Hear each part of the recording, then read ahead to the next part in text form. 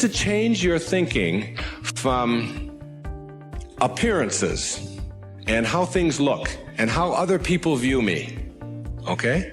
Because every time you find yourself upset in life about anything that anyone else has said, what you're really saying is what you think of me is more important than what I think of me, all right? So you change from appearances to what I call quality thinking. Quality. What is the quality of my life, rather than how does it appear to others? Now, do you tell yourself that because my friends don't like me, that means there's something wrong with me? No, that's what you have to learn, that another person's opinion is just that. It's their opinion, and that's all it is. Every time you are upset, or your children are upset, because of what somebody else says about them, including their peers, what you are really saying in that moment, and this is really important, what you're saying is, what you think of me is more important than what I think of myself. And you must never give anybody that kind of power and control over you, because they will always have it.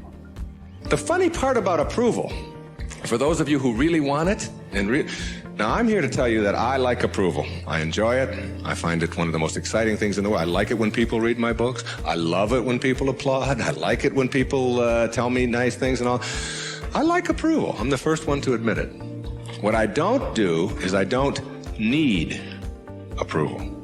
There's a big difference between wanting approval and needing approval. When you need approval, it means you become immobilized when you don't get it, from making other people's opinions more important. Now, for those of you who say, yeah, but I want approval and I need it, and if I don't get it and so on, then understand this. The people who get the most approval in life are the ones who care the least about it. And the ones who get the least approval are the ones who are always going after it. So if you want approval in this paradoxical way that I'm talking about it, stop needing it. Stop concerning yourself about it. Ask yourself, who gets the most approval in life? Think of the person that gets the most approval, and you'll see that that person couldn't care less what other people are thinking. They're so busy being, they don't have time to notice what their neighbors are doing. Thoreau said this, he said, if you advance confidently in the direction of your own dreams and endeavor to live the life which you have imagined, you will meet with a success unexpected in common hours. What that means is that success is not something that you can get in life. Success is an inner process. Success is something that you bring to everything you do in your life. It isn't something you get out of what you do. And when you get that, and you learn how to get the junk out, and advance confidently, doing what makes the most amount of sense to you based on your inner signals and the one issue of morality, which is you never interfere with anybody else's right to do the same.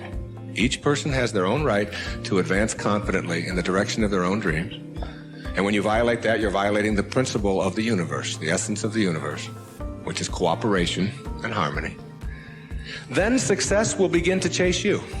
And it will come into your life and arrive in your life in amounts that you never dreamt of before. That you never dreamt of. Things will start happening to you that you would never imagine before.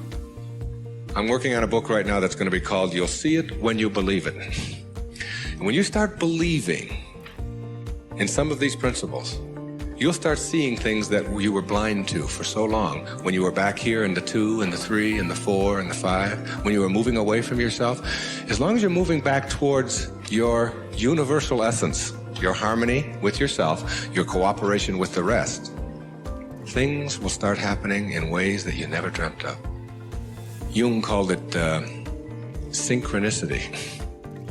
And it's a term that we use to explain how unexplainable coincidences sort of happen in our life. And how come these things happen? I'm going to share a couple of those with you before we leave. The quality versus appearance in your life means that you get that inner candle flame working in a way that gives you quality, independent of what other people think of you. Maslow, in defining self-actualizing, no-limit people, said they are independent of the good opinion of other people. Of the good opinion of other people. independent of it. They're so busy advancing confidently, doing the things that make sense, and bringing success to changing their baby's diaper, and bringing success to weeding their garden, and bringing it to the job. They bring it on the airplane so that when they run into somebody who is rude to them, a stewardess that is rude, they don't see it as an attack on them. It's just where they are, and they send them love.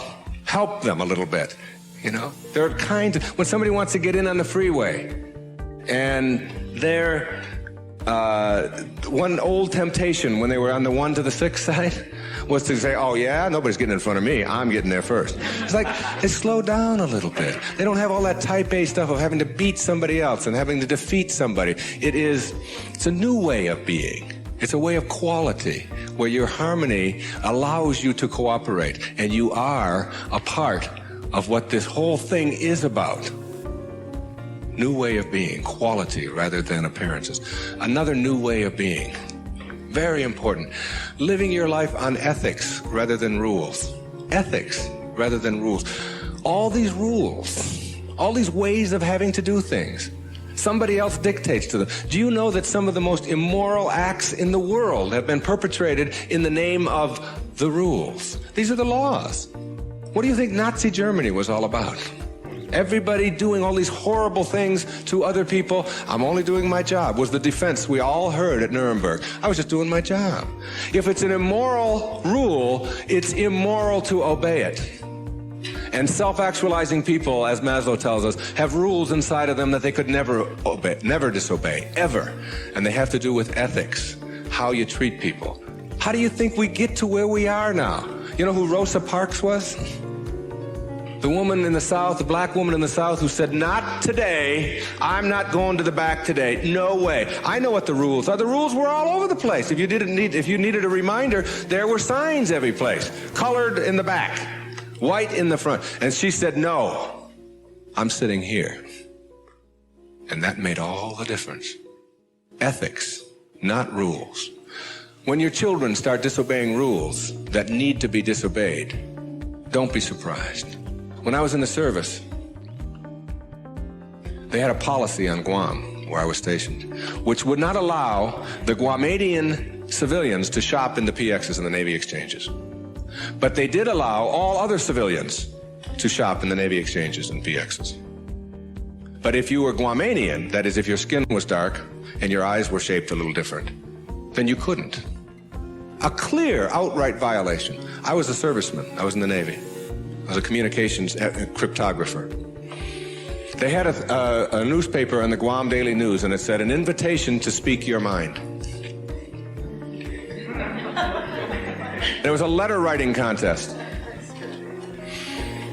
And they offered $75 to the first prize winner. $75. This was 1961. That was a fortune to me. That was a month's pay in the Navy at that time, almost. So I entered the contest, and I knew I would win it. I had already written a novel at that time. A whole novel I had written while I was on Guam. I knew it wasn't going to be a contest. I felt sorry for the other people entering it. I knew I was going to win this. Unfortunately, I didn't realize that when you're in the service and you have an opinion and you don't submit it to the chain of command, that you can be court-martialed for that. So the headlines on next week's Guam Daily News were, U.S. sailor assails policy of discrimination. Big, hot stuff, all right?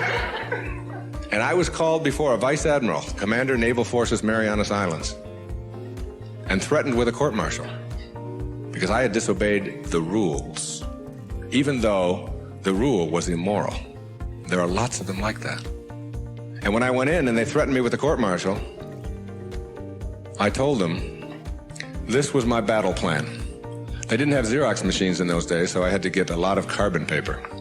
I wrote a letter to President John F. Kennedy, and I wrote a letter to the Secretary of the Navy, and I wrote a letter, my hometown was Detroit, I wrote a letter to the Detroit News and a letter to the Detroit Free Press, telling them what was happening to me as a result of just expressing my opinion about an immoral act that was going on over here on Guam. And I showed the naval vice admiral my letters right there. I said, I've only sent the one to the president and the Secretary of the Navy. These letters go to the newspapers across the country. There was one there to the New York Times as well, and the Los Angeles Times. It was, and I just spread them out before him. I said, if you court-martial me or punish me in any way for this, then what's going to happen is the world is going to find out about this policy.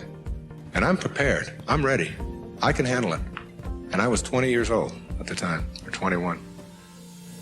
Not only did I get a blessing from that, because all things come in blessings for you, I got out 90 days early. And they stamped on my record, P.I., because the president took it up and sent it to the secretary. Must have. And I never heard from him, but the P.I. on your record means political influence. And they don't like anybody with political influence in the military.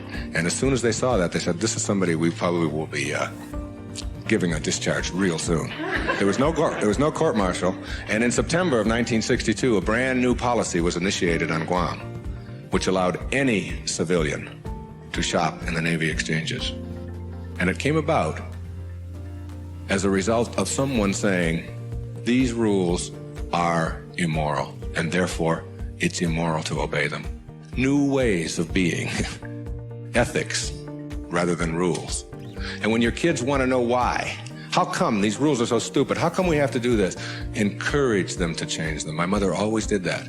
She would have to help me get out of the messes that I got myself into, because I did it in my impetuous youth. I would just, when they would say to me, what's more important, your job or school? I was just honest. I said, my job, of course. That's how I felt in those days. But what you do put out in the world is exactly what's coming back to you. And if you find things coming back to you that you don't like and don't understand, don't ask yourself why these things are coming to you.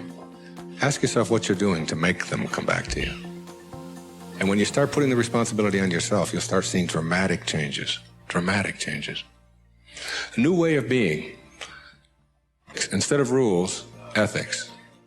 Another new way of being. Instead of looking all your life for achievements and externals, try living your life on knowledge for the sake of knowledge. Knowledge instead of achievement. For the sake of knowledge. Being in a context in which you don't have to collect a lot of merit badges. You don't have to collect a lot of awards and other people's value judgments. That you go to school or you go out into the world or you read or whatever it is you do because it makes sense to you, not because of what somebody else is going to put on a transcript or where you're going to appear in a class list. We need to help our children to understand and value the importance of knowledge for the sake of knowledge and doing things that make sense rather than taking the easy way.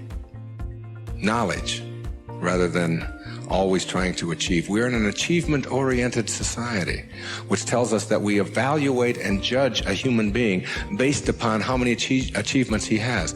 But most of the people who get caught up in that trap and are always in this circle of trying to get ahead, trying to always get ahead, their reward for that almost always is higher blood pressure, ulcers, early deaths, and even things like cancer, we're beginning to find out, are related to the kinds of stresses that we have. And remember, it's a perfect universe.